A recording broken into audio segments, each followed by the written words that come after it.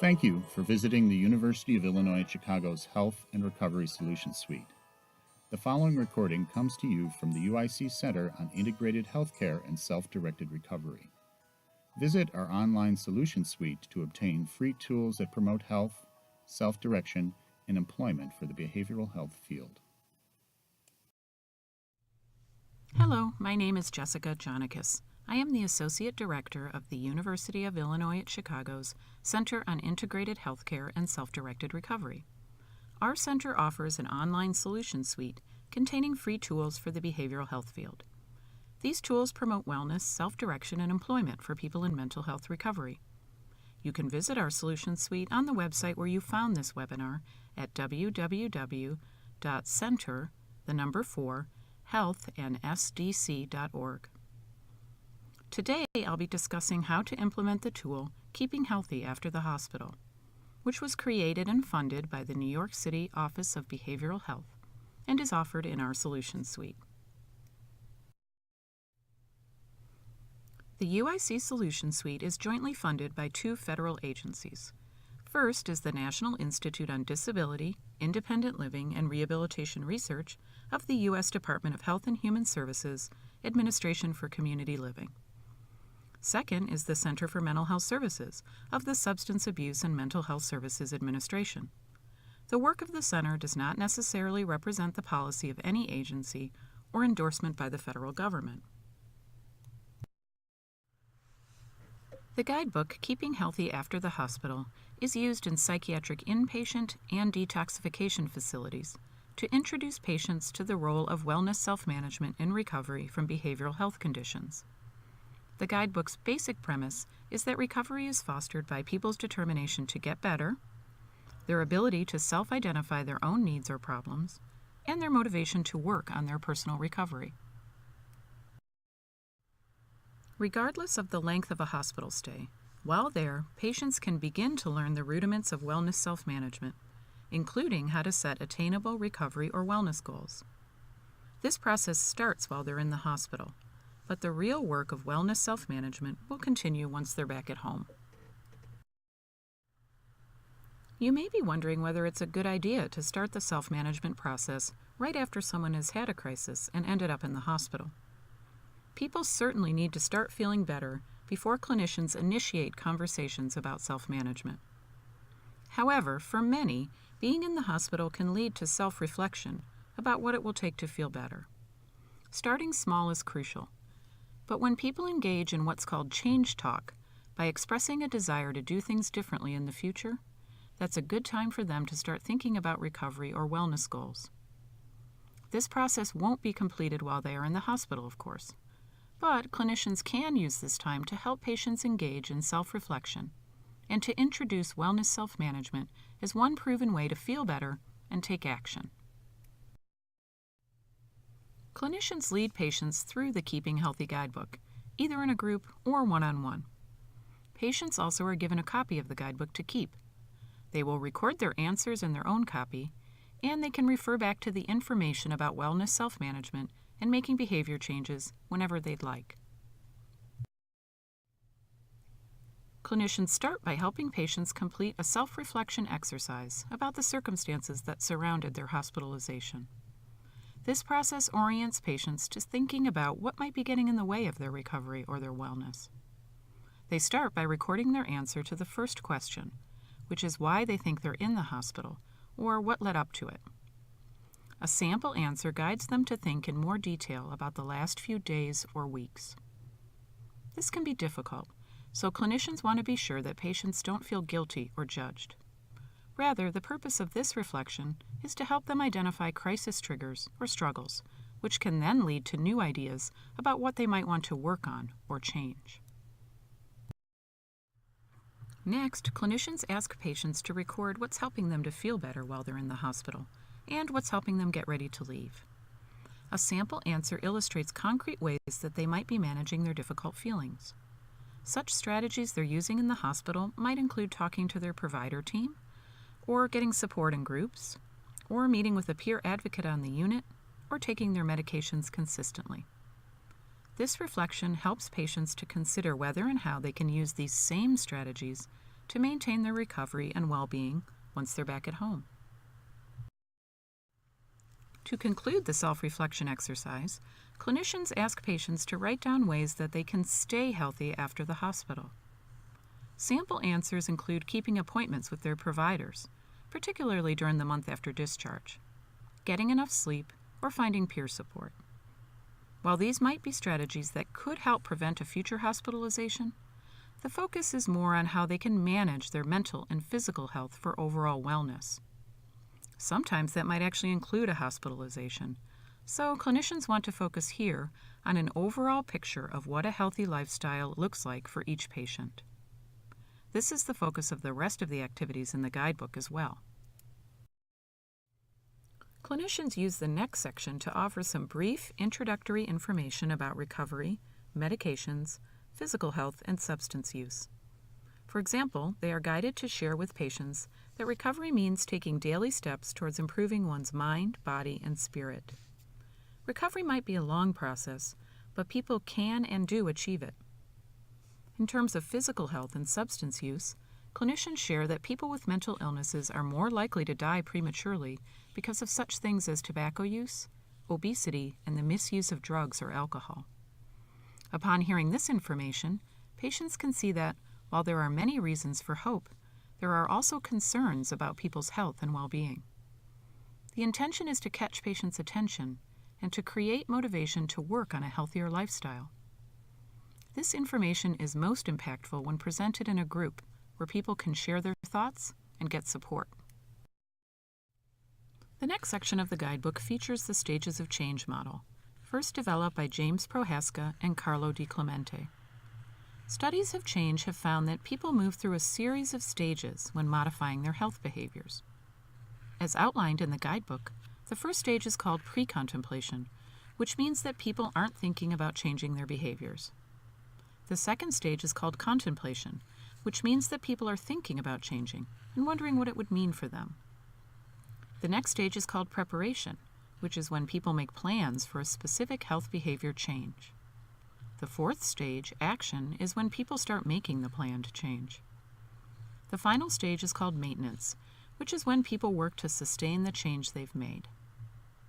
This information is important for clinicians as they consider where their patients might fall on the change continuum and how to help them move towards action. This information on the stages of change is important for patients as they consider how ready they are to make the changes they think would improve their recovery or wellness. Next, clinicians use the guidebook to present strategies for working on health behavior changes in each of the stages. For example, someone in the contemplation stage might ask a close friend what he thinks might be leading her to go into crisis.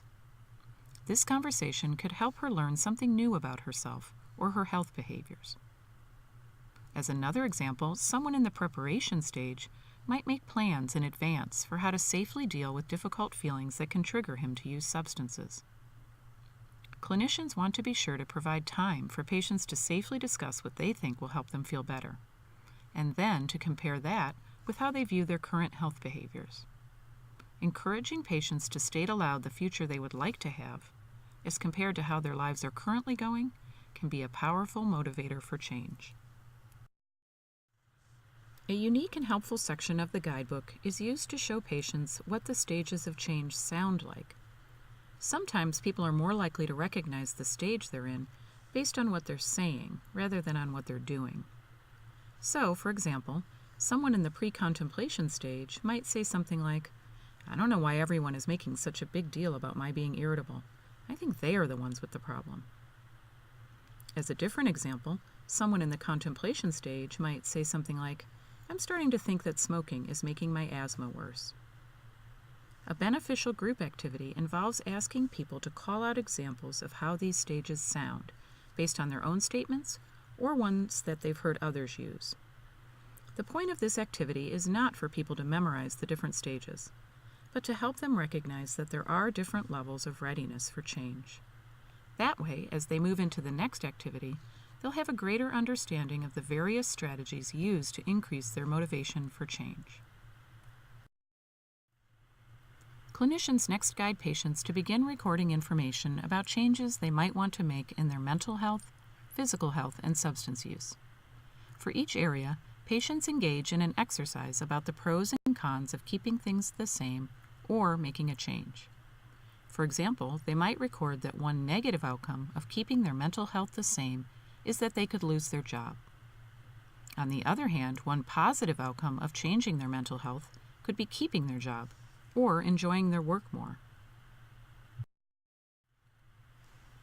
This pros and cons activity is based on the motivational interviewing principle that all of our behaviors have both benefits and costs. Having a safe space to reflect on the benefits and costs of our own behavior, without judgments, is a useful exercise when promoting change. The intention here is for clinicians to help patients see that, while there are always reasons to stay the same, patients also can find stronger or better reasons to engage in healthier behaviors. This is a good time for clinicians to convey that moving forward does not mean that anyone has to change everything all at once. Small steps can be taken and will add up to larger changes over time. Next, clinicians ask patients to consider how prepared they are to make a change in each of the 3 areas of mental health, physical health, and substance use, on a scale of 0 to 10. Circling 0 indicates not being prepared to change. Circling 10 indicates already having made a change. If patients circle anything less than 10, they're asked to write down 2 or 3 feasible things that would increase their motivation to make a change in their mental health, physical health, and substance use, so they can move towards a 10. Ideally, these will be readily achievable actions that patients can work on once they're back at home.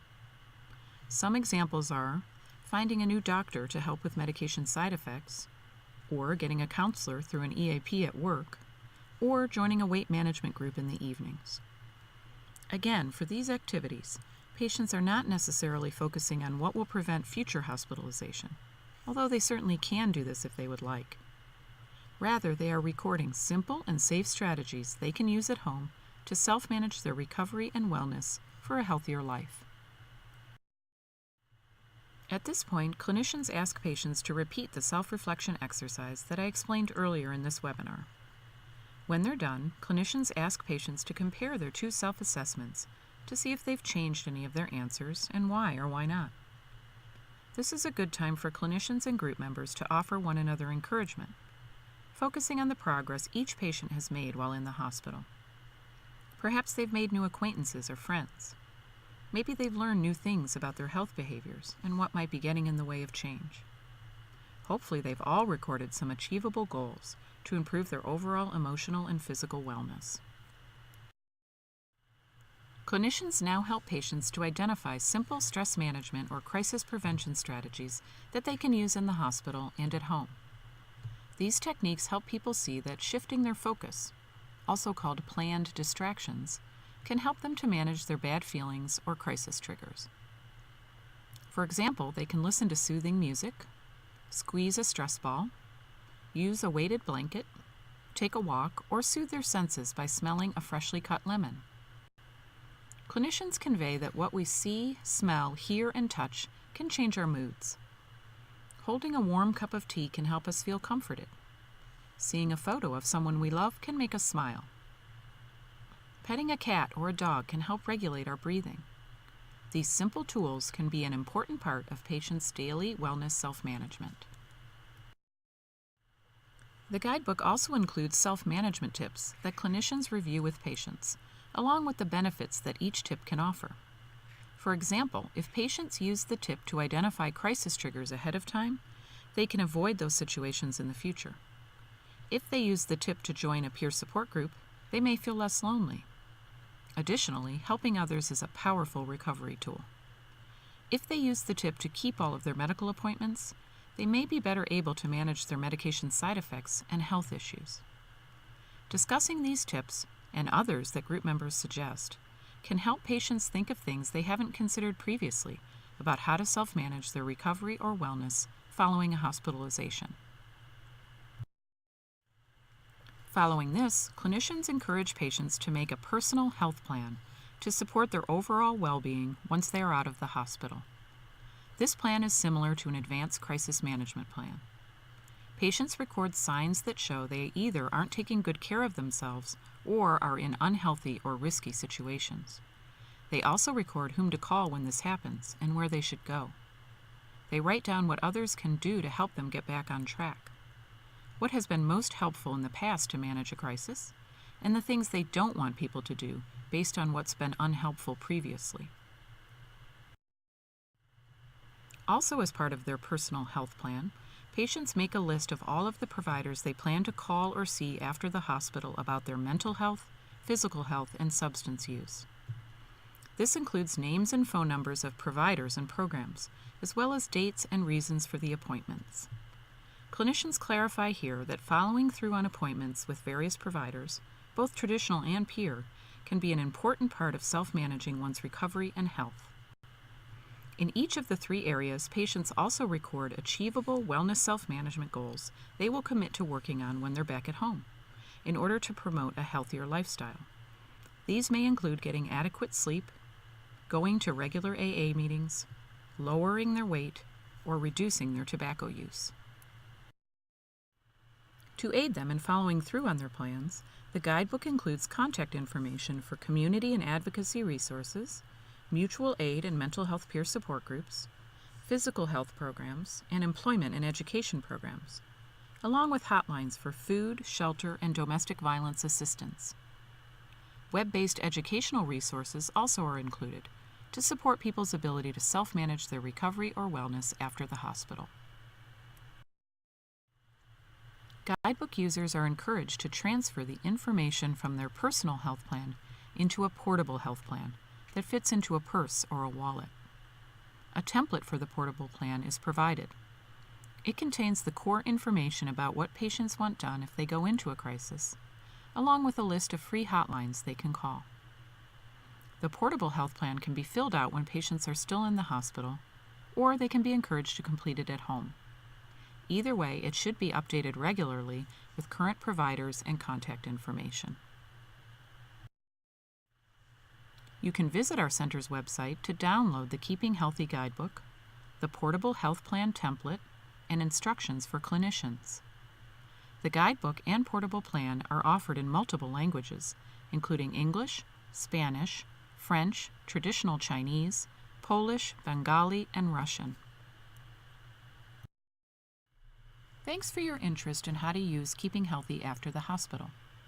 If you still have questions, you can request free technical assistance from our center, which we offer on a time-limited basis. Call us at 312-355-1696 or click the free technical assistance button on the Keeping Healthy Guidebook page of our website.